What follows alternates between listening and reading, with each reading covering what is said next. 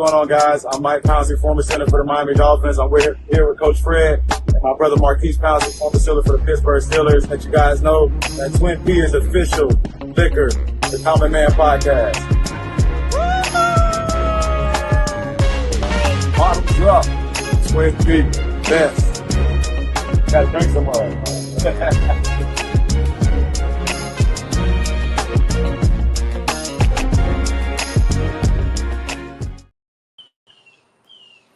What's up? What's up? We are the Drive at 5, man.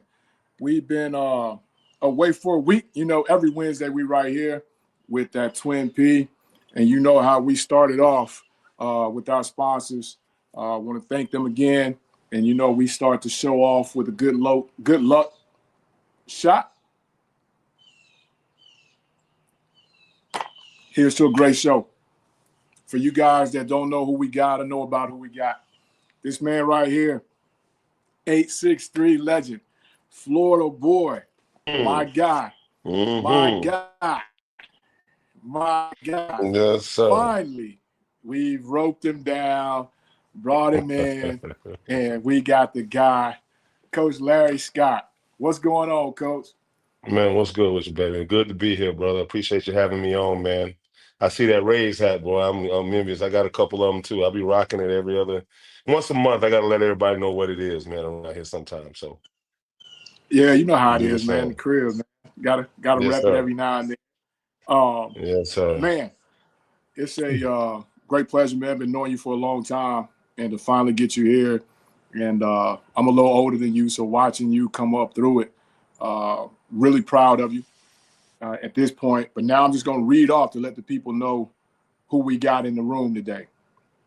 Warden High School, Freedom High School, Sebring High School, South Florida entry into college football as a GA.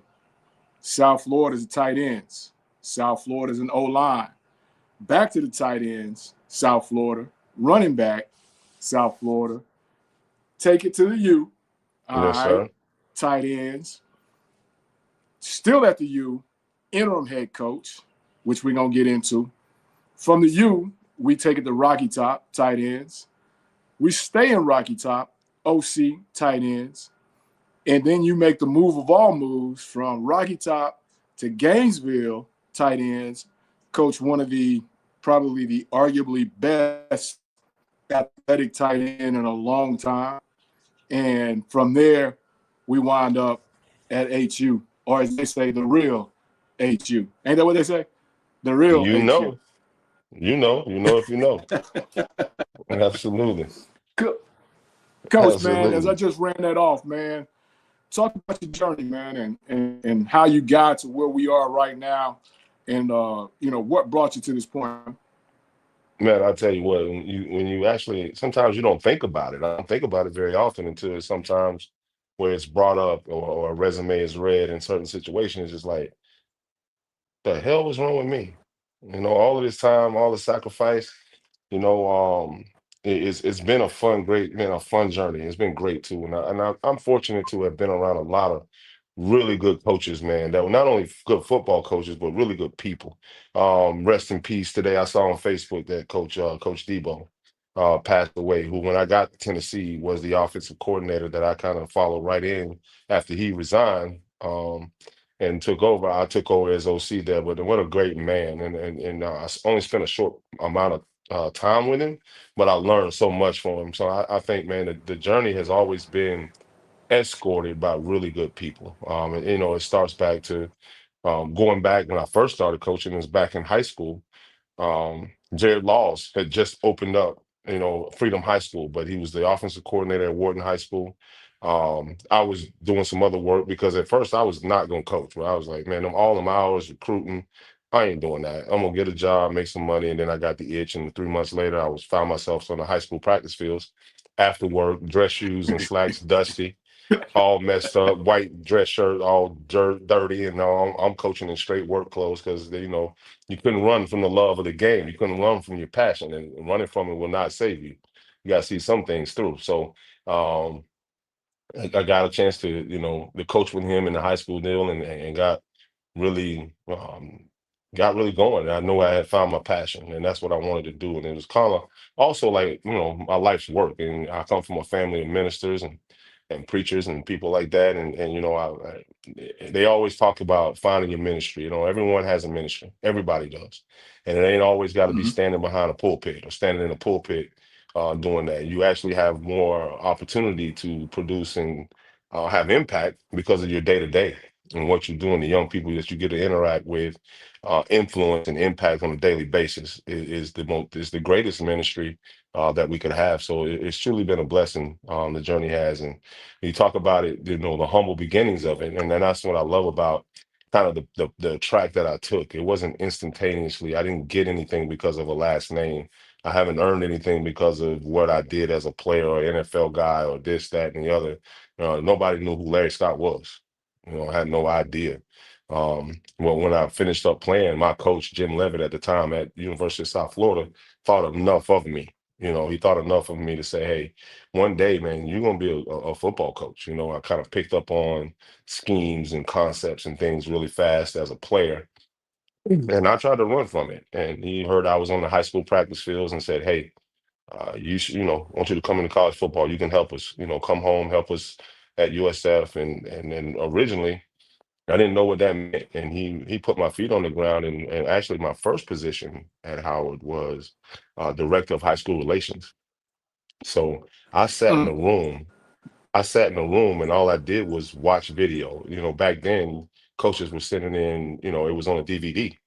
So you got Yeah, the yeah, rubber band, you got the rubber band around with the CD and the paper that explained who the kid was and the deal.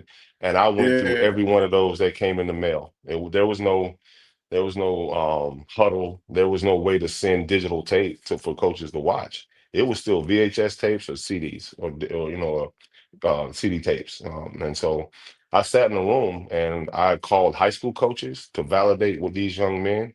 And I watched every video before it got to the coach's desk. If it didn't pass through me first in the evaluation process, it never made it to the position coach and the recruiting coordinator and the head coach for to be signed off on. So that's what I did. 8, 9, 10, 12, 13 hours a day, sat in a dark room and I just watched this. One stack was trash, one stack was further evaluation, and the other stack was surefire. Let's get it to the position coach right now today. Let's call the high school coaches. Let's get the background information. And I had to put together a full report. When I handed that disc over to a coach, it had to have all the background information, everything. I had already had to make the call and do all of that. And lo and behold, I didn't understand what he was doing. As I was doing that, I was building friendships, man, and networks with high school coaches that I would talk to regularly. I could call Bill Castle. I was only one of the few young people in college football at that time that could reach a Bill Castle. I could reach the head coach at St. Thomas Aquinas. I could talk to Ice Harris at Booker T. Washington on a regular, and he was going to pick yes, up my calls. I could talk to Coach G at Hillsborough High School. He was going to pick up my call. I developed a relationship with a lot of coaches from around the state of Florida, from Pensacola all the way up to Mobile, Alabama to Miami. I had relationships with guys, and we at that time we were running one of the most successful sling and shoot camps, passing camps, and big man challenges yes, in the state. So I was yeah, inviting all of them guys there, getting them all there, having socials with them, and I didn't know what was actually happening and transforming. So as I continued to build my coaching acumen, from the evaluation process and building relationship with coaches, I was also building a pipeline for myself in recruiting and having relationships with people that trusted me and that I knew them on a regular basis. I wasn't going to be the guy that called and they didn't take the call or they didn't, whatever the case may be. So, um, I went from that position that only paid at that time, it was like $18,500. It was a newly created position. And I took it and tailored it. I basically wrote the structure for how this position would be at South Florida. So it was unique because there was no guidelines. There was no, you know, uh, blueprint to follow. I would lay the blueprint for what it would be for us at USF.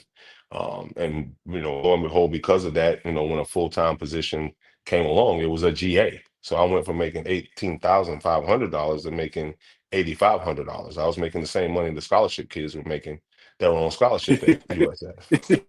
With that tuition. Yeah, yeah. And at that time, I was married and had a kid, and only living off one salary, and I had forfeited my whole salary to go do this. So it was a gamble. It was a risk. It was a lot of sacrifices involved in doing it.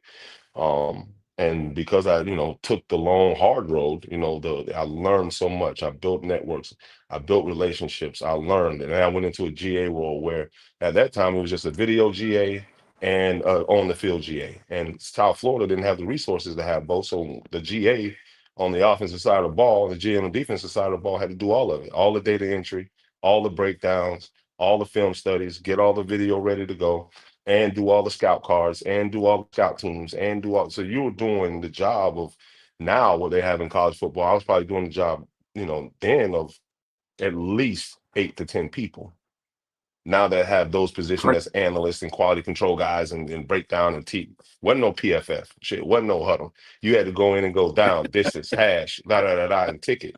We be flying on planes and the whole time I'm working because I'm doing the games that are coming before the next game.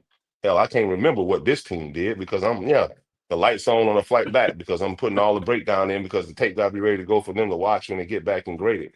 Then I have to compile all the grades and I have to put it into the format of what coach wanted in front of. So, I mean, there was nonstop days that I slept in the office at least 3 or 4 times a week at USF. So that journey was the long, hard road, man. It wasn't given to me. It wasn't easy. I learned so much. And then when the opportunity came, I was like, well, who we gonna go out and hire? We got a guy right here that does all of it. And I got Oh promoted man, there. them people from the other HU, people from the other HU gonna talk about your HU, man, because your internet going in and out, man. They're gonna talk about y'all. But It shouldn't be. That's not me because I'm in my apartment building. Actually, I'm actually at home, so it should be long and it should be Zach, powerful. we good. Zach can straighten it out, man. But I want to make sure that I Okay. salute you on that deal because I heard, and Coach Levitt was always good to me. He was always good to me. And I think that has something to do with the fact that I was at a junior college at the time. And, we had some players coming to you guys, all that. But I heard Coach Levitt was a tough guy to work for.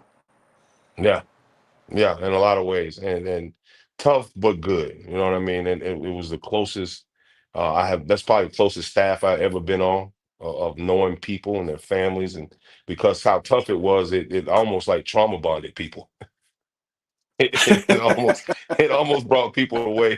It brought people together in a way that was like, man, like it's all of us, man, and we gotta figure this thing out all together. The sacrifice, the time, the hours, the details in which he required that you do things, and it really built a lot of really good football coaches that went on to do a lot of really good things and are still in the profession, thriving and doing well because of that work ethic, because of that grit, because of that mindset Yeah, and mentality that was presented and given to you really early. yeah, I heard that there were weeks that he came in and told y'all when y'all could go home. Oh yeah, you didn't leave until he left, and you know what time that was going to be. We walk in sometimes, man. It's 6 a.m. It's 6 a.m. in the morning, and then you look at your watch, and it's 11:30 midnight. Damn, the next day, and we're still sitting there, man. So yeah, bro. I'm not And gonna, it, I'm it, not it gonna say was the coach name, but I know you work with him. He's another Florida guy. He's actually a head coach now, and he told a story that at one point, man, y'all were all in there looking at each other like, okay, go who gonna knock on the door and see what he doing in there? Because it was about 11:30, and everybody had done everything they could possibly do 5 times, and they're man. Look, waiting. And they're like, well, who gonna knock on the door? And then I guess I can say his name because he's not in the business. I love him to death, Coach Wally, Coach Burnham. yeah, Uh, they, finally, he just went, hey Jim, you gonna let us go? What we doing? yeah. What are we doing? Like, what are we doing? Then finally, he's like, all right, y'all go. Yeah, So, you I guys heard get all out of those here. stories, man. And I I'm gonna, salute you for I'm gonna, that, dog. and I'm gonna tell you what, ain't none of them embellished because you can't embellish how crazy sometimes some of that stuff was, man. You can't make it up. You cannot make it up. hey, I brought the food in here. What do y'all want to do? We want to go home. That's what we want to do. Yeah, man. I mean, like that three technique on that screen gonna be that three technique on that screen when we walk back in here in a couple hours. But Right now, I'm seeing three of them. I'm seeing three techniques because my eyes is blurry. Come on, man. Give me a chance to Oh, take a shower and get it together, bro. hey man, you springboard that, and then you through your hard work, man. Like you said, nothing was given. You get the opportunity to go to the U, Yeah, a place yeah. that you're kind of familiar with. Your Hmm. brother went there, so you have a little familiarity with the place, man. What was that like for you to be able to put that in place, man? To actually get not only have that opportunity, but get that opportunity to go coach at the U, man. What was that like? Man, it was surreal a little bit, but it was a tough decision. I had only been at one place, and being a loyal guy that I am, and how I come up in the business, I love South Florida. I love USF, and remember, I was one of the first guys to sign a scholarship there, so it was OG too. Like I'm at the place that I played at, that started the Yeah, program with, and we was there when we weren't playing yeah. games. And so The it was Ponderosa. something, right? But what? Now you're talking. Now you're talking to me. So it ran deep, man. It was deep, deep, deep, and so it was a very hard decision to make. And it was one in which I was just like, you know what, hey, I'm not saying goodbye. Hopefully one day it's the opportunity to say, hey, Jay, I'm seeing you later. But it was tough. And then Willie Taggart had come in and took over the job. And I thought, man, here, we got a minority coach, strong guy. I heard a lot about Coach Taggart, knew about him, and it was like one hell of an opportunity. And I think I was the only guy that he had, kept around, and wanted to keep on staff and wanted to be there. So it was tough for me to walk away from that situation, but hey, you get in this thing. You're right. My familiarity with the University of Miami was deep. I recruited Miami while I was at USF, so I had a lot of connection to a lot of people down there already. Um, it was just like, yeah, this is a no-brainer. Five-time national champion. And one day, my big ultimate goal was to one day maybe put myself in an opportunity to be the head coach at USF. And sometimes you got to go to grow. And so it was like one of those, Mm. tough decisions that I made to say, hey, if I'm gonna go, hell, what's wrong with going to the University of Miami? And so it gave me a hell of an opportunity to go be with some really good coaches. Coach Al Golden, who I learned a lot from in this business, believed in me, trusted in me, confided in me a lot. Took a lot of ideas and thoughts and put it all together. So I didn't go there to just kind of occupy a position. Al Golden allowed me to invest into the program, put my feet on the ground, put my hands right in it, and become a really appreciated, valued part of that organization really quickly. And to do it at Miami and those hallways and those alumni groups and people that came back there. My brother won a championship in '01 there, so it was a special place to not only me, but already kind of to our family as a whole. So it was a hell of an opportunity and one that in the end I couldn't pass on. And you talk about being a head coach, but you said South Florida. But in your time there at the U, for one reason or another, uh, Coach Golden's let go. Hmm. How was it that that Coach Scott is the guy we tabbed? What led to that? Because I think a lot of people were kind of thinking it was going to be another person on staff, and then boom, it's Coach Larry Scott, the interim. Man, I'll tell you, Fred, it was a wild story. It was Sunday afternoon, and everybody knew that Sunday was going to be rough. We didn't quite know what was going to happen or how it was going to happen. We know that there could be change, but we went all day. We got in that morning, really early that morning, started grading the tape, and it was probably the worst, morale of any organization at that time. The way we had gotten beat that day by Clemson, and came back in. Deshaun Watson had a record-setting day on us, and it was just kind of crazy type of deal. And we walked back in, and here it is. It's now 6 o'clock. We've graded the tape. We've had meetings. We've done all the things. Now the players are here. So you're watching the tape with your position group, and I get a knock at the door, and it's the associate AD, Jennifer, and she's like, "We need to see you." So we all knew something was going to change. Some things had to change, and it's like, well, damn, okay, here we go. I said, "What's going on?" And we're walking from the meeting room all the way back to my office, and no one would say a word. The associate So AD, the operations at this guy. point, you're thinking it's you. I think it's me. I'm like, okay, well, I know some heads had to roll, and I knew, I had kind of gotten myself into a position because I was a run game coordinator at that time. I was basically Coach C run game coordinator, and I was like, damn, okay, well, I guess coordinators usually are the first ones to roll. Here we go. So I was like, damn. We're gonna sit in the office, and I'm like, all right, so is this what we're doing? And it's like, we're making a change. Again, I'm like, all right, that's okay, get to it, let's go. We're gonna let Coach Golden go, and we're gonna name you interim head coach. I'm like, shit. I damn near fall out of the chair. I'm like, what? Me? What's going on? And then by that time, now Blake walks in, the AD. He sits down. He says, "Yeah, we don't have a whole lot of time. We got a team here. We got to have a meeting. We're naming you the interim head coach. You got to, pull this thing together. Take your time. Call your wife. Call people. Call whoever you need to call. You got about 20 minutes. We're gonna call a team meeting. Let the team know, and you got it." Basically, then, and within 15 minutes, I was handed the keys to a Maserati. You go from, all the steps at being a high school coach at USF, rise ranks, do all those type of things. You go there, you're a tight end coach, and the next year you're the run game coordinator. And the next thing you know, for not just this is half the season. We were only in game 6 at that time. So I wasn't the interim head coach for only 2 games or 3 games or 4 games. Right. We went 4-1 in that time period, to get to a bowl game to qualify. I mean, at that time we didn't know if we were going to qualify or not. So I took over right in the middle of the season, and had to try to steer this boat and get it corrected and get all the coaches. You're right. We're working with some guys that have been in the business a long time, have been at Miami for a long time. What most people thought that would have been the natural guy, but Blake, later, lo and behold, I talked to him. He's like, I came out to practices. I watched you in practice. I watched the players interact with you. I watched the players respond to you. I watched the players respond to you in the hotels. I watched the players respond to you on game day. I watched everything that was happening and knew with this change that no one was going to be able to galvanize this program at that time because of who you are and your infectious personality and the way you coach guys and the way the guys responded, but you.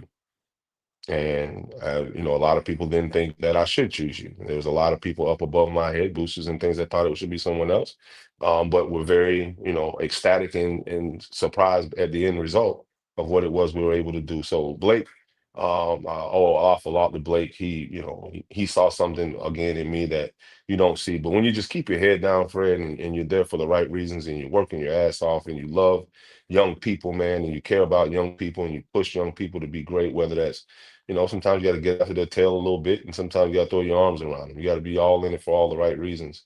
You don't have to worry about finding success. Success finds people like that. It finds you. You don't get to choosing it. And when you find out that sometimes there's just some things, and you don't realize this now till later on. I'm in my 40s, that there's sometimes you're just chosen, and the opportunity is the blessing. Now, what he Mm, wants you to do is walk boldly in mm. it. And so, yeah, I had that why me moment. What's going on? What is this? But uh, the one person that does not make mistakes is the good man upstairs. So, obviously, that was an opportunity that God placed something in another man's heart to see in me and to choose me. And I took it by the horns. I walked boldly in it.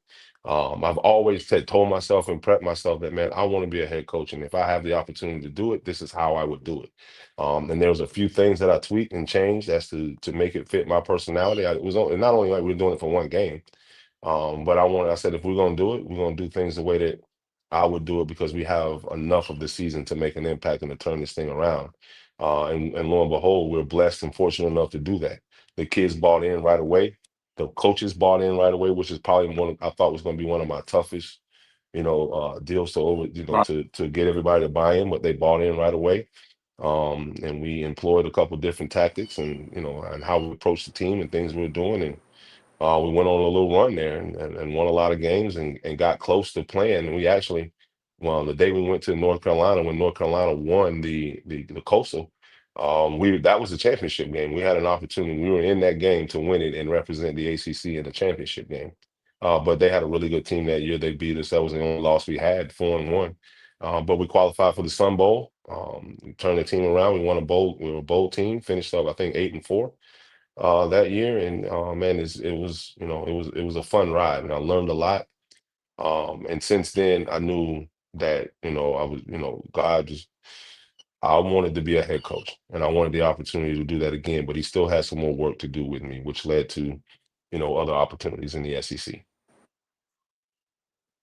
That preacher kid showed up there for a minute there, man. I thought you was about to get into it, like, you know what I'm saying? Start pulling out the book, you know what I mean? Yeah, oh, But man, bro. you get that you get that opportunity. Was there ever any, did you talk to Coach Golden after that? Yeah, oh yeah, we talked like right after that. The man was good to me. Al and I had become pretty good friends even during the process of all of that. Before that, just being on staff and whether we were just talking ball, talking philosophy, talking things, and Al does everything. He thought like a CEO, which I found fascinating. He's one of probably the brightest minds of organization building and details. Obviously, everybody saw that come through with the way they played defense at Notre Dame this year, knowing the championship run, and now he's back in the NFL as a coordinator, and now in the NFL. But people don't realize that Al Golden played tight end. Al Golden can coach offensive football just as well as he can coach defensive football. He understands ball. He's probably one of the brightest minds that I have been around, from special teams, offensive football as a player and coach. I mean, I think he was coaching tight ends in the league too before going back to defense to being the defense coordinator. Now he's back to being the defense coordinator. The guy was really really bright that way, but he was also bright as a CEO. He thought and brought a very business-like acumen and organization and structure, that I still use and keep and model, and obviously have tweaked to, a little bit to my natural, organic way of dealing with things and handling things. But a lot of it was modeled after the way that he ran and approached things, which I think right now in a national name, image, and likeness, uh, type of culture and environment that we're in right now would kill it. So, I learned a lot from Al, and I'm truly, truly appreciative of my time with him. So that relationship never got weird. You know how coaches are in this business, man. He never thought it was something that you did or anything like that, huh? No, never did. I talked to him right after it went all down after a few days. I talked to him maybe once or twice, since, we haven't kept in close contact, as the years have gone on. But no, there was never any animosity or never anything or backstabbing or any of those things. I think type of things I think that most people would think somebody had done or done to them or any of those type of things. It wasn't. It wasn't that at all. You know how we get in this business, man. Everybody conspiracy theory. Larry went down there and had a Cuban sandwich with the AD, and then all this happened. You know how that goes. Oh yeah. Oh yeah, man. Shit, I hadn't been there long enough to do that. He had some other people that were there long enough and longer than that to do that. And hell, I didn't have a name. I was just a fucking tight end coach from damn South Florida, bro. So you pull that win off versus Duke. I'm dying laughing because I know you. I got your number. That Duke game, y'all win that game, and you sprint off the field like, come on, y'all, let's go, let's go. So, you pull off one of those. And I think every year they bring the ESPYS up. They kind of show that. But the change is coming. Did you ever have the opportunity to stay there as a head coach after having an interim tag and having that turnaround that you had?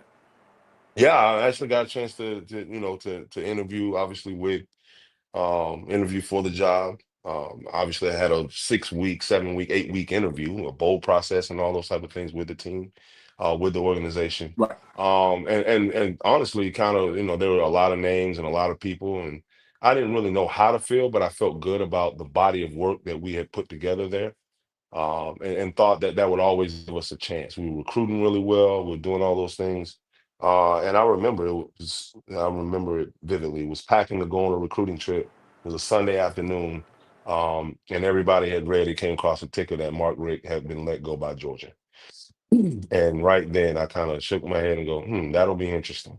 But that was if Mark wanted to coach again. I didn't know, nobody kind of knew if he wanted to coach again, if he wanted to do that. Um, and lo and behold, it was like that was a Sunday.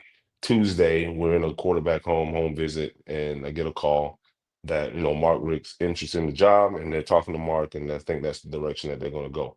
And at that point in time, I'm like, what are you going to do? This guy was 150 and 56 in the SEC at the University of Georgia. He was a former, alumni of Miami, played there from the South Florida area, a winner, a proven winner, and one of the toughest premier conferences in college football. What are you gonna do, man? Like, okay, great. I totally get that, understand that. And it was before the bowl game. So we actually went through all the bowl preparation with him as the head coach, with both of us working the organization at the same time. Him working it kind of from, afar from the moving forward, and me in the interim in the current midst, working the team and getting ready to bowl prep and do all those type of things and getting the team ready to play. And when we got back, he had already called some guys and made some changes and didn't want to change me and brought me in and wanted to keep me.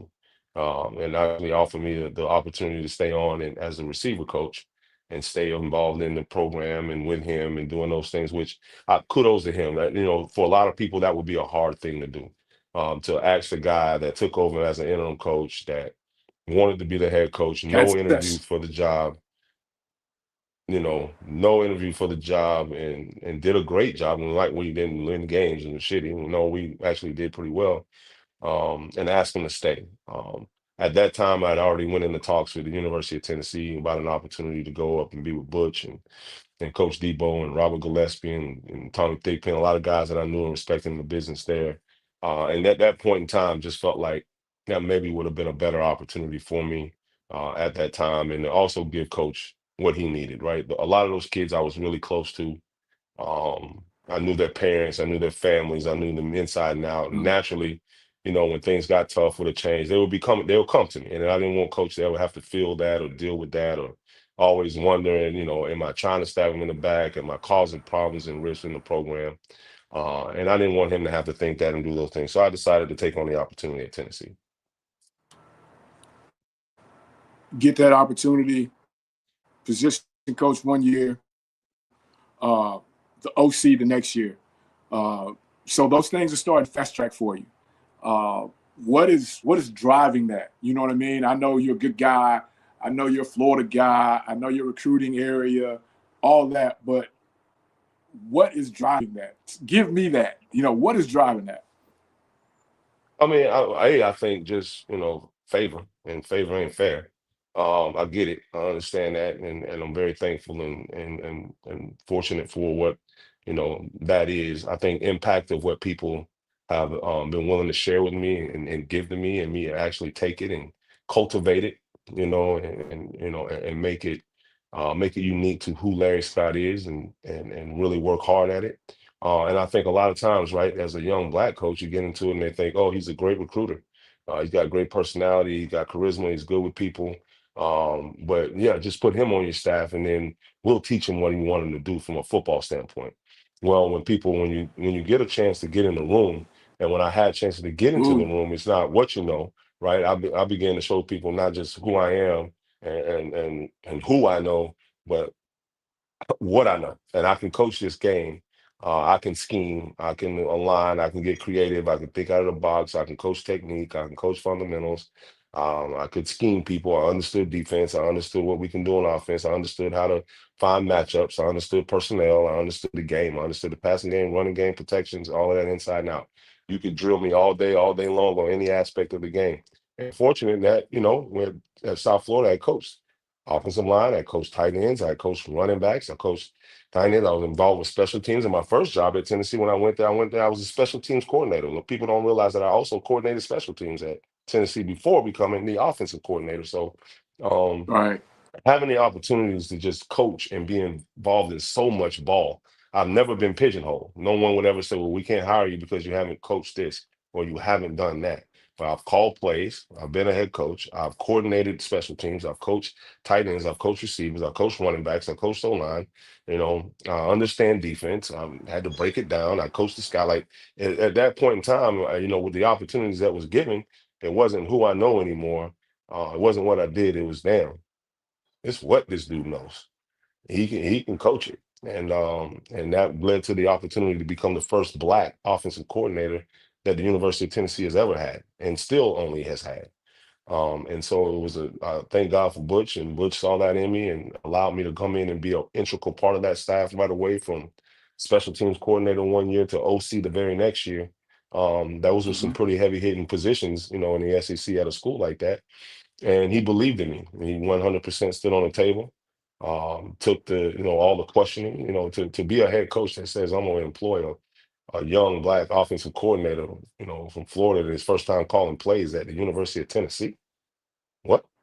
Most people are going to look at him like he was crazy, and he stood on the table because he believed in me. And I still remember that first game calling plays. It was 2017, I believe it was. Yeah, Chick-fil-A kickoff classic versus Georgia Tech, and we get into it. And we got a freshman quarter. We got a new starter at quarterback and a new back. And James Kelly. We had lost Alvin Kamara, Josh Dobbs, Jawan Jennings, Eli. We lost a lot of good players, and I knew it was going to be a risky play.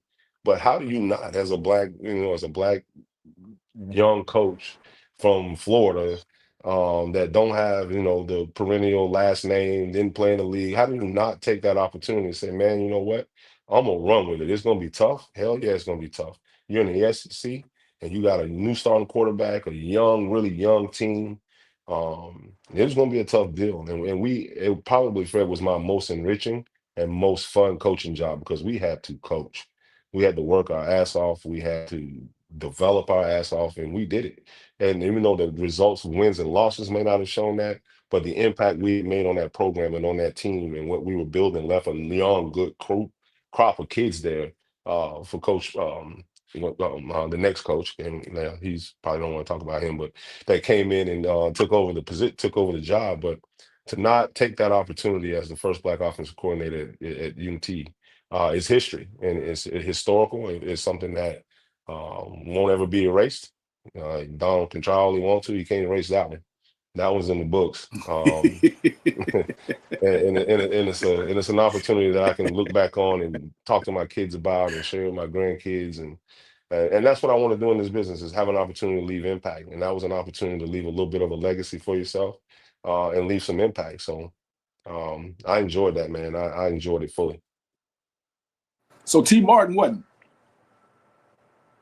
No, I don't think. I think T was maybe he had the title of pass game coordinator or something like that, but I don't think he ever was the premier, the sole play caller. Got it. Got it. We're gonna take that back to the 863. So now you get to Florida and you've got this huge talent by the name of Kyle Pitts. And I've heard the stories about the work ethic, um, dragging it out of him. Uh, how was Coach Scott able to do that? Because I heard at times, I mean, a tremendous talent, but the stories across football as it goes, uh, he wasn't a 9 to 5, 7 day a week hard worker. It just came easy to him. Yeah.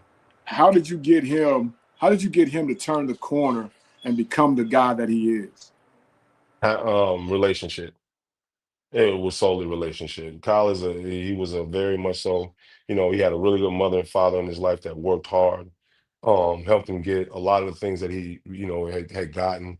And people don't believe, like, Kyle struggled early, like as a true freshman, man, he was getting his tail whooped. He was figuring it out, just kind of physically how to do it, how to live, how to work your body, how to take care of yourself, how to go to sleep. He was Mm-hmm. like drinking out of a fire hose for him. So I spent a lot of time with Kyle. Like, come up to my office, you sit there till I come in there. We're gonna meet, we're gonna talk. And we begin to build a really good relationship that's tried and true today. We talk, pretty regularly. It's been a little minute. Matter of fact, you reminded me to call that dude. But we've always kept in touch and talked, and I think relationship. And once you got to the point where Kyle knew that you really cared about him, Kyle, not Kyle his talent, not Kyle who he is and what he can do for the team, you were able to take him to places that no one else could, because you could challenge him in ways. The talent needed to be challenged. Kyle was a guy you had to challenge day in and day out to be the best version of himself that he can be. And it was never enough. He had to be told, that's not enough. That's not good enough. That's not good enough. That's not enough. Yeah, great play, but that's not good enough. You could have did this. That you had to coach him, really coach him, but lean in on him and develop a type of relationship that you can take him to places that he wouldn't be able to take himself, or that his talent couldn't take him. So I think for us, it was just really about relationship and and details, and being accountable to details, and what that means. Your talent ain't gonna always take you where your technique can. And when you get a talented guy to believe in technique, when you get a talented guy to believe in fundamentals and doing Mm. things, the right way, now you really get to see his talents become special, and they become the separating factor between him and other guys. Because he not only believes that he's more talented, but he believes in, I got to work at this game. I got to work my technique. I got to work, this, 1,000 times for it to be second nature, and muscle memory and those things. So we're able to just do that, I think, through relationship with Kyle, and taking the places that he couldn't take himself, to push himself to be great, and then he began to start to separate, because he started to believe in the idea of technique and fundamentals, and the only way to do it is through hard work. So now we get to the meat of this thing, right? It's where you at right now. Uh, Yeah. that thing at Florida. Uh, I didn't see the Howard thing coming. Um, I'm like, there's no way. And boom, there is a way. He's the head Uh, coach, the new head coach at Howard, man. How did that spin off? yeah, man, I'll tell you what, a lot of prayer, um, a lot of asking to be led, and following steps, right? First time I was like, no way, I'm not doing that.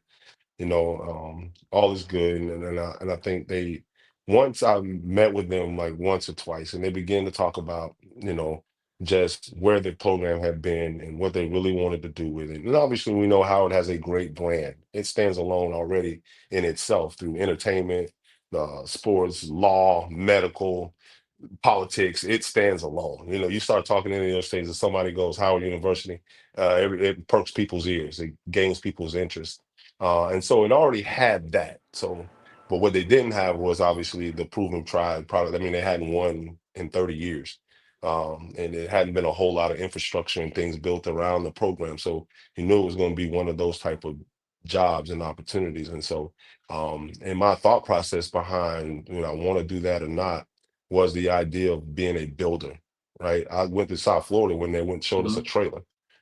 It wasn't nothing but a trailer, and we built that to what it was. And everywhere when we went to Miami, we was they had just come off probation. We had to build there. Tennessee, you take over and you have to build a new offense. We went to University of Florida. Florida hot fired Mac because they had, basically one of the worst seasons that Florida had in a decade. And we won 11 games. So it's always a building job. We didn't come in and inherit everything being where it needed to be and all of these type of things. I've always been a part of builds, and processes of doing that. And I begin to think like, how unique would it be to take a program right from scratch, from mud, from nothing, and put my whole blueprint all over it. Me and the people that I selected to come with me. And I began to get fascinated with the idea that it already had the branding, but the idea of taking a blank canvas and building something that could be very special with some really special people, because I work with some of the brightest minds in football every day. They got to be great students. They got to be over 3.5, 3.0 students that come in here and be able to handle the academic acumen of Howard. But they believe in multiple things being true at the same time. I can be a really good athlete, right? And run, jump, catch, hit, and do those things. But I can also be a physicist. I can also be one of the top businessmen in the country. I also can be a judge. I can be a lawyer. I can be a CEO. And they believe that. So their DNA is wired differently. And I'm like, why can't they win championships? You're going to deal with championship type people that know what it takes to be successful.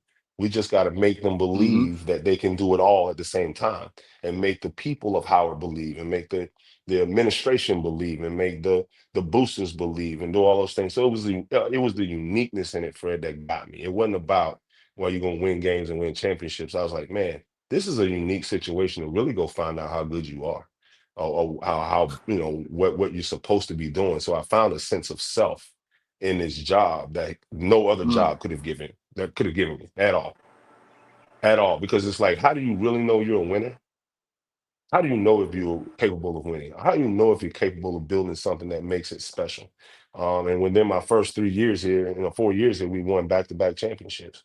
And we did it with people. We did it with really good coaches and really good people, and our philosophy and how we do things here. But The real triggering deal was when I went in and I was told, and everybody felt like I was committing career suicide by taking on this opportunity.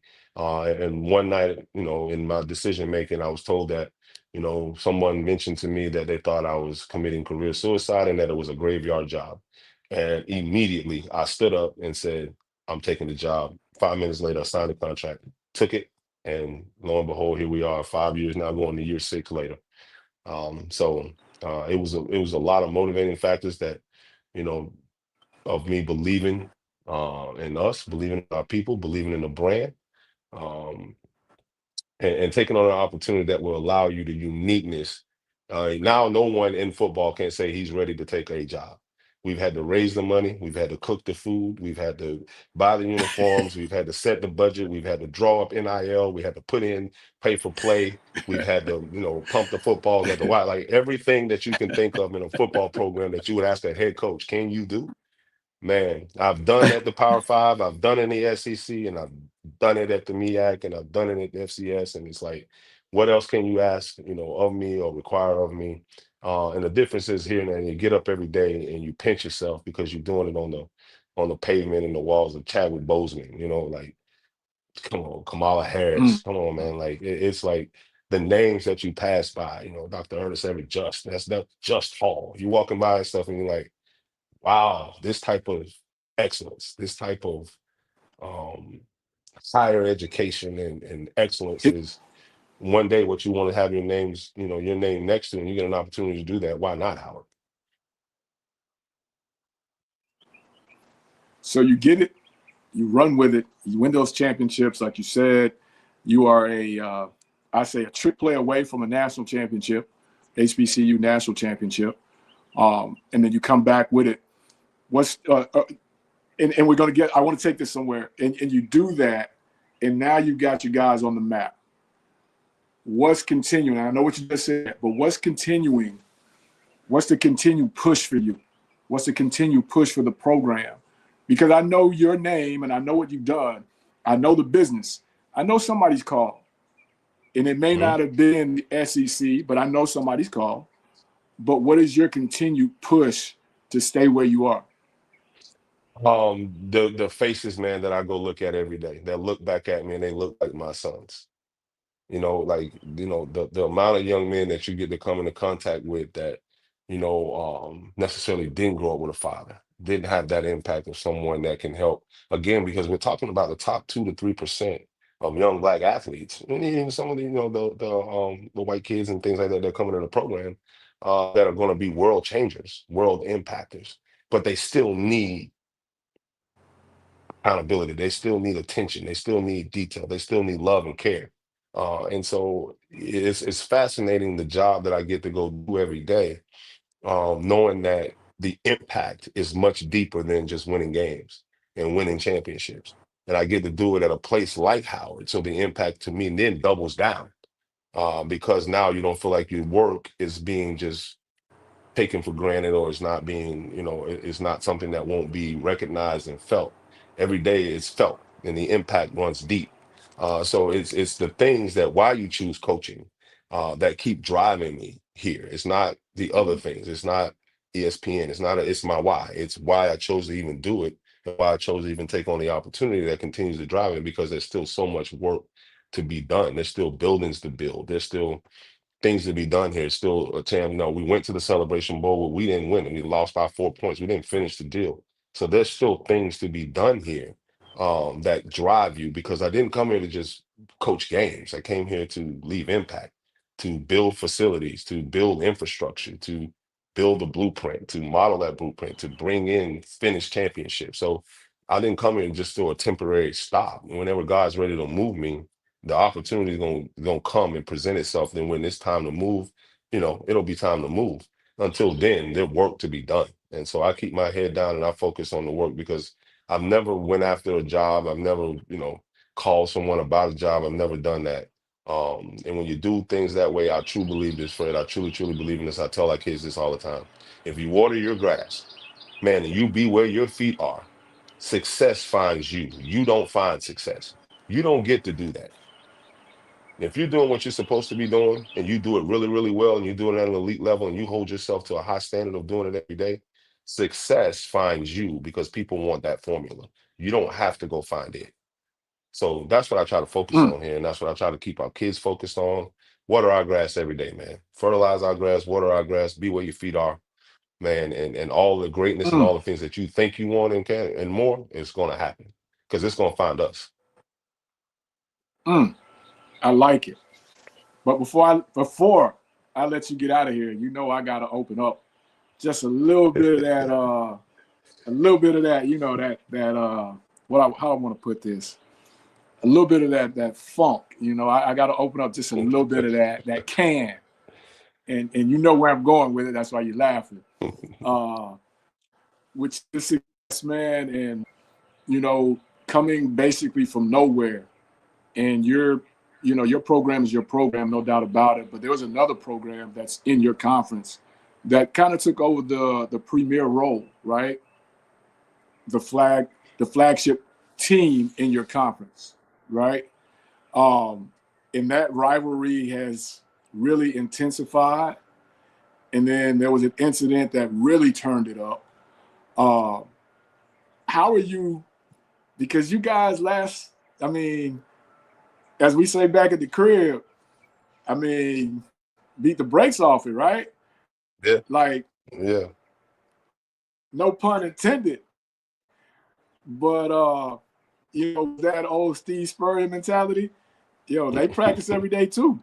So Yeah, hey, he should be able to yeah. throw the ball as well. I mean, was it that real that rivalry stuff? You know what I mean? Was that Sebring, Avon Park?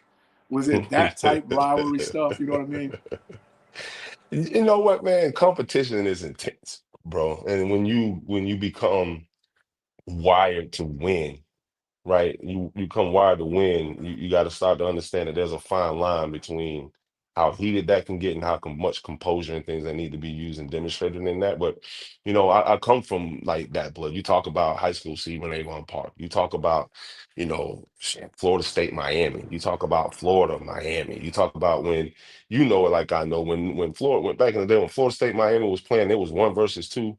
The rivalry was so heated in every neighborhood. I'm talking about you couldn't just like hang on the block. It's heated.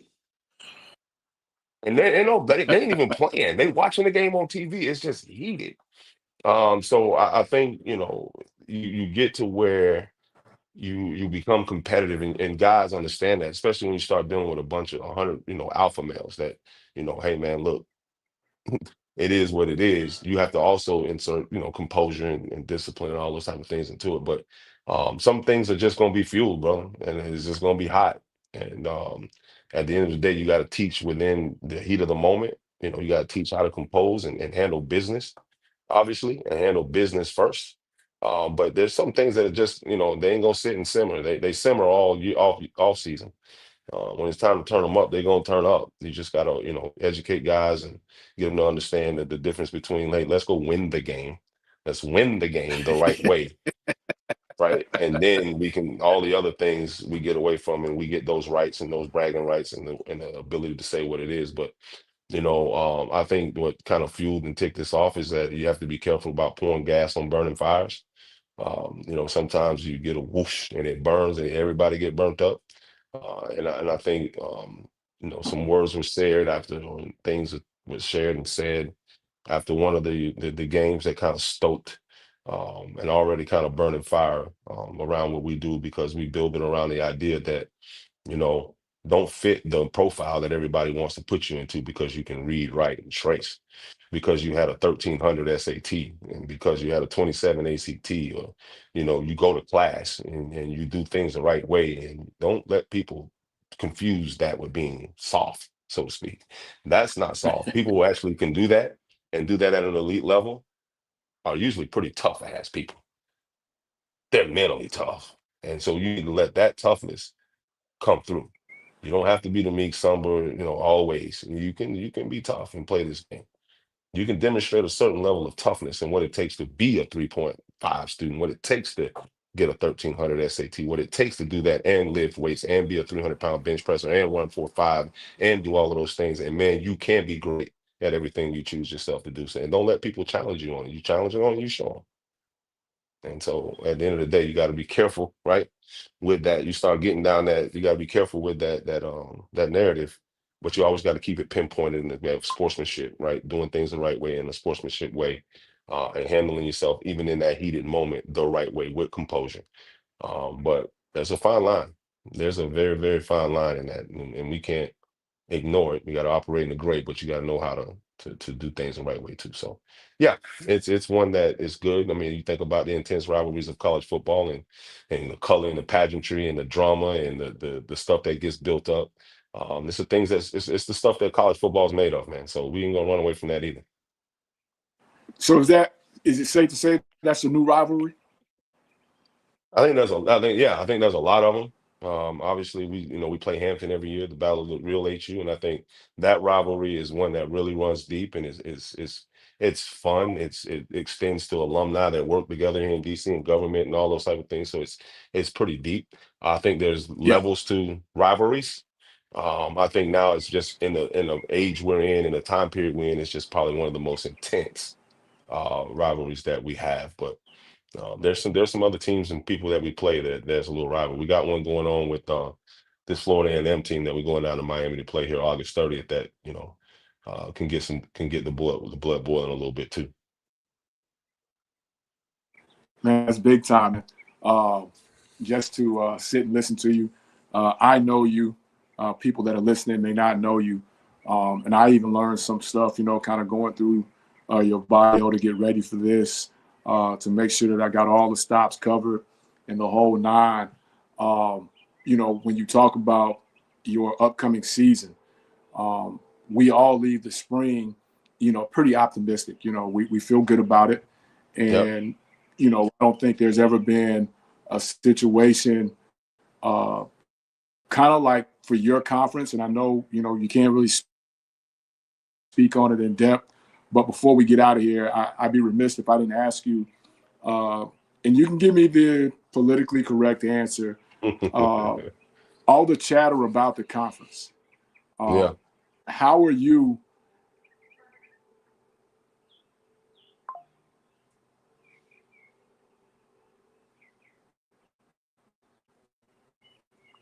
I kind of lost you there, Fred. I didn't I hear the don't know if rest of the that was question.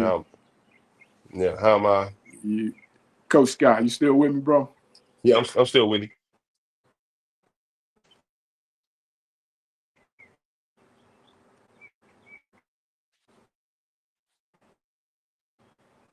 Hello? I can see you and everything. I just can't hear you. Yeah, Coach Frey, your internet's choppy right now. All right, jump on. Just finish them up. Did I'm you not want to sure try what's your going on question? with my internet. I think we got you. I think we can hear you now. If you want to finish your question real quick, and then we'll No, close it out.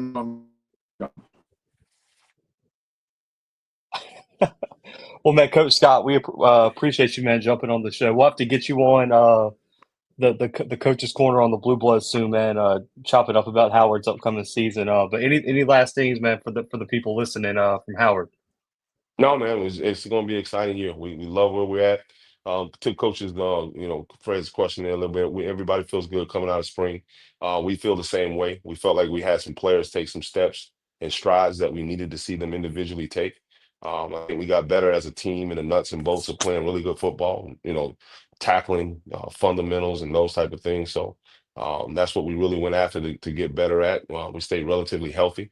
To keep guys up on their feet. We're excited about some of the transfers or newcomers or freshman class that we're bringing in here to kind of fill in some of the pieces. I think, for the Howard alum and people, it's something to rally around. We started right out with a spark, going down to Miami and playing in that Orange Blossom Classic as the original pioneers from 1933. Howard and FAMU played in that game. So I think that's something to get our fan base and our population excited about. And then we play in a couple other different classics, Audi Field at, here at DC versus Hampton, Morehouse in New York City again. So a very exciting schedule that should bring a lot of energy, man. And we're excited for this football team to get back to where we know we're capable of being. And that's in hunts for the MEAC title and getting back to Atlanta so we can go back and kind of, pick up something that we left there. So those are the things that we're excited about. The schedule is set up to be an exciting one. And we're excited about this young, really talented football team that is totally bought in this offseason in our first 2 quarters of development. And I believe we're headed steamrolling and headed in the right direction, especially once we add some of these other pieces. Coach Scott, can you hear me? Yeah, I got you now. Hey, man, before I get out of here, I got to ask you your thoughts. Quick as you want to be, or as long as you want to be. The transfer portal, as we know it today, man. NIL. What are your thoughts on it? And this Man, ain't I the think, coach. yeah, This ain't the coach, Larry Scott. Now, right, this is right. all right. Right. I think it's great. I think it's some of the ways that it's being used. It's just like anything else, right? If there's not enough parameters and not a lot of guidelines and enough standard operating procedures surrounded by it that people got to hold people to a standard of, then you're gonna get messy. You're gonna have situations get messy. You're gonna have things get out of the intent of what it was intended to be and do. And I think that's what you see going on with it right now. So I do think it's great. I think it's totally could be beneficial for the student athlete. Should have been beneficial for the student athlete a very, very, very long time ago.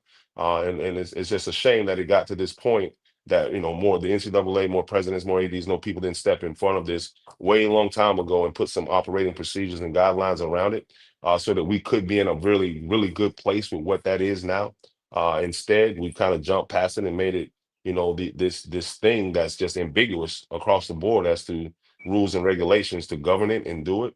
Anytime you do that, you allow things to become the wild, wild west, and people make up rules as they go. It's like sitting down and all the rules of Uno. You know how it is. In our house, this is how we play Uno. Over here, that's how you play it over there. In spades, are we playing deuce high? Are we playing joker, joker, deuce, deuce? Like everybody has rules, and so when there's no parameters, man, it can turn into something that it shouldn't be, and that it wasn't intended to be. And I think that's what you see happening. So now you have all these third party voices and agents and dirty agents and people being involved in brokering deals and going behind people's backs. And we're not reinforcing some of the things I think that I don't like about it is we're not reinforcing what it takes to raise and grow young people and through process, right?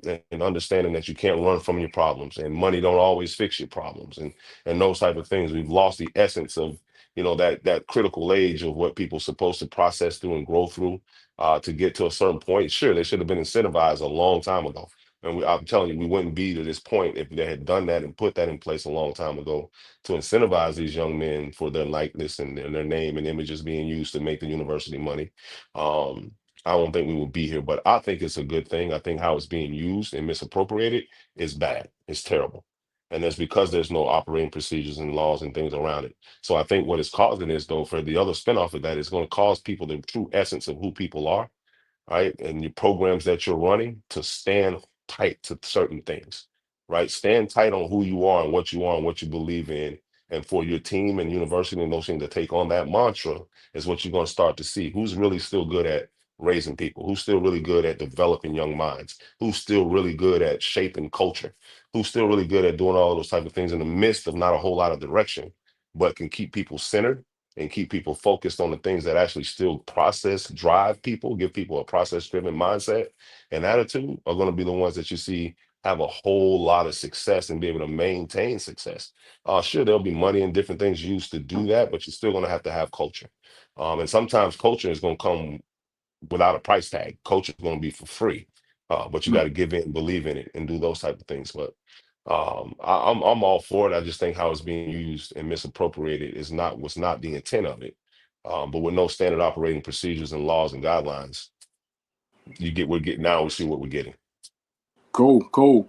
Now I got to end it like this. I got Tennessee State ready to do it. What up with HU and Alcorn playing? What's going on? Man, I'll play anybody. I love it. I'll put the ball down, and especially way now that we're going to be able to use, proceeds from classics and proceeds from taking game guarantees and those type of things, and basically put it into our collective in order to incentivize pay for play. I'm not going to be a total NIL deal, but what I am probably going to end up being is being able to incentivize.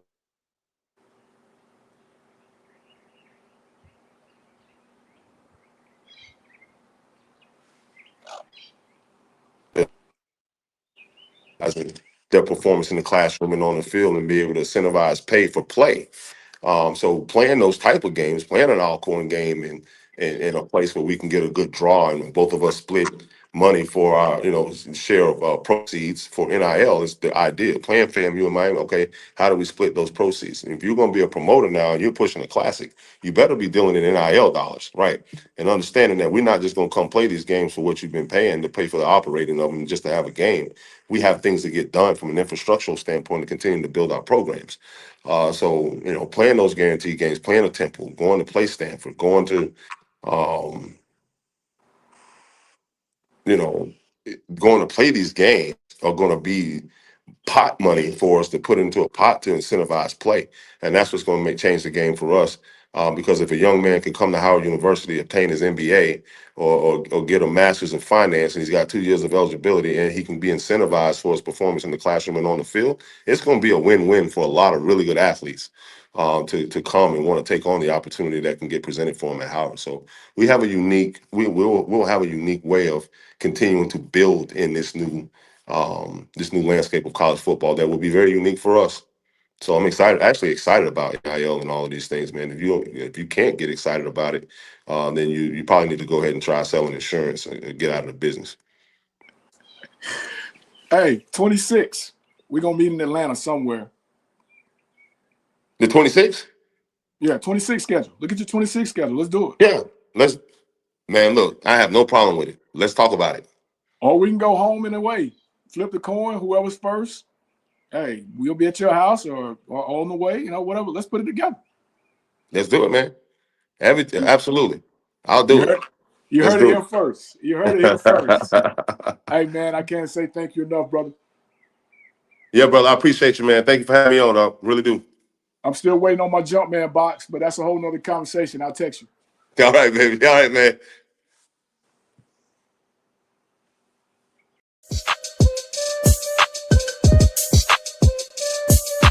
Hey, what's going on, guys? It's Mike Pouncey, former center for the Miami Dolphins. This is my brother Marquise Pouncey, former center for the Pittsburgh Steelers. What's up, everyone? This is our new cigar line. It's called Twin P. It also matches well with our bourbon whiskey. It's called Twin P as well. So if you like to smoke cigars and like to drink whiskey, I advise you get both.